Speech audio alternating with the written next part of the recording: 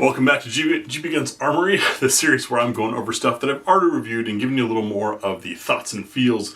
Usually this is stuff that's been out for a few months or maybe a few years, so it's a great chance for everyone to turn this into the Reddit thread on that model and communicate your experience with the gun. Whether or not you own one, handled one, a buddy had one, something like that. What do you know about it? What was your thoughts? That's what I'd love to see in the comment section, so that when people find this video, they can see a pile of experiences and feedback about that particular model. Today, talking about something that probably isn't even published on the main channel yet. However, the article is live over at gbgunsdepot.com, so if you guys really wanted to, you could already watch those videos. I'm hoping most of you have picked up on that. You don't have to wait for publishing to happen on the channel if you subscribe to the website, because that's where stuff goes. Second, of course, first, it goes to our patrons. But today's gun is the SAR 9C Gen 3, and I'm really impressed. I was taken back by this thing.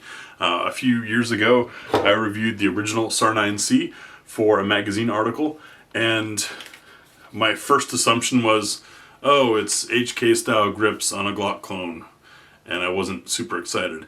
That was wrong. I mean, that's a good surface level look, but it's not what the gun is. This was designed ground up for military trials and for NATO trials, and in fact survived a 50,000 round of NATO ammo test before parts needed to be replaced.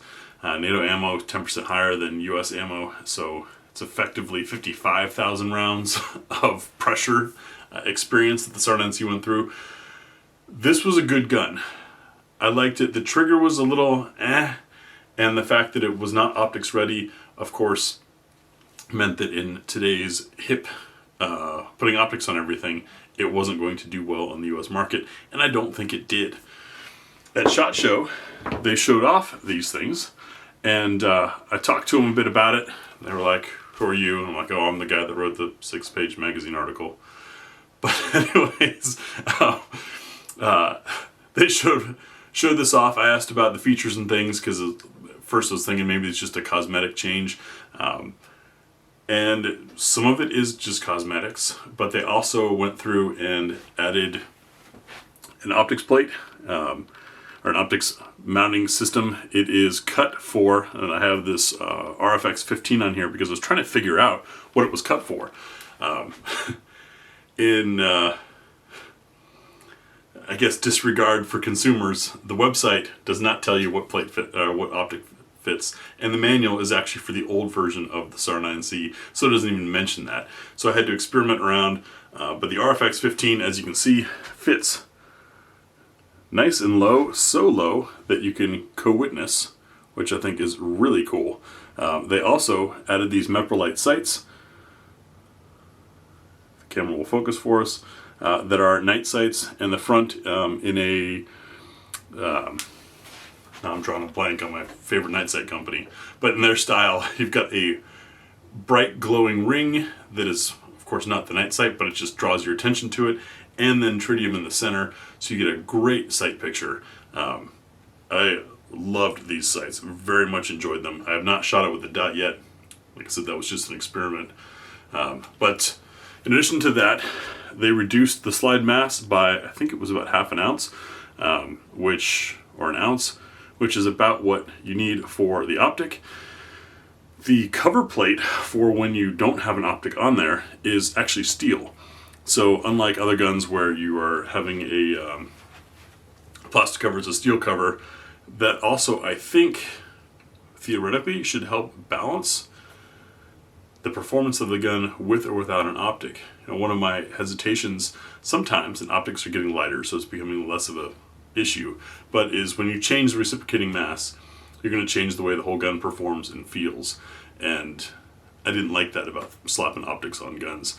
But taking that steel plate off, you're subtracting probably more weight than you're adding by putting the plate and the optic back on. The other bit that they changed on these was the trigger, which got significantly better. Still not anything, it's not like a race trigger, a competition trigger, but got spring loaded, take up to a wall, and kind of a rolling brake, but a clean one. And the reset forces you forward, very tactile, audible, right back in front of that wall. And the brakes after, when shooting from reset on, are just fantastic. SAR USA was going to send one for review, and then they gave me the runaround, and it's like, screw you guys. I mean, I can't afford to buy every gun that gets reviewed on the channel, obviously. I rely heavily on manufacturers loaning or sending something. And quite frankly, the way I do it is if they don't want to work with me, they don't exist in my world. But I've reviewed 9 other SAR guns. I was curious about this one, and I found it for a heck of a deal, which I did link to in that article. I can't discuss it here on YouTube, otherwise they think I'm trying to sell things. And so I just kind of bought it on a whim, and I'm really glad. It has become a recent favorite. I will take it back out with this Viridian. I don't know if I'll do that on camera or not. I don't necessarily have a protocol for testing a gun after the fact with an optic on it. And that's in part because I don't think it's fair to the viewers. Each optic has a different mass. Each optic has a different ride height, different angle and size of the glass. And so for somebody to say, oh, this runs great with an optic on it, isn't accurate. It only runs great with that optic that they tried and their ammo and their wrist. All those things are variables in how well a gun can run. And so I think it's misleading to do videos like that. Unless all of that is clarified and unless the audience understands all that.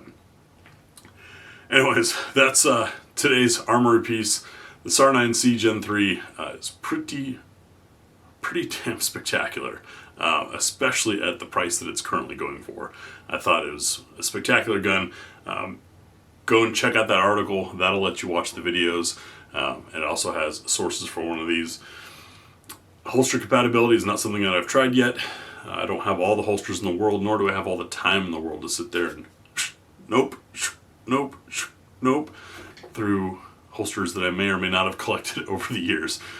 They do have some listed on their site, and as I'm sure you guys are aware, holster makers don't sink capital into making a holster for a gun unless there's demand for those holsters. And that demand doesn't happen unless people buy the gun. So we have this wicked circle on the consumer side, and I totally understand it. I've got plenty of guns I don't have holsters for, and people will say, I want that, but there are no holsters for it, so I'm not going to buy it.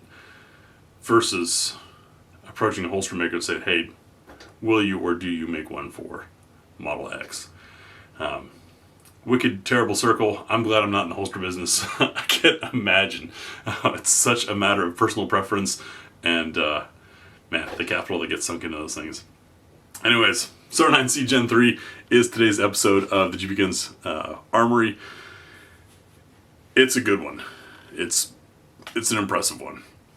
Thanks for watching, and we'll see you tomorrow.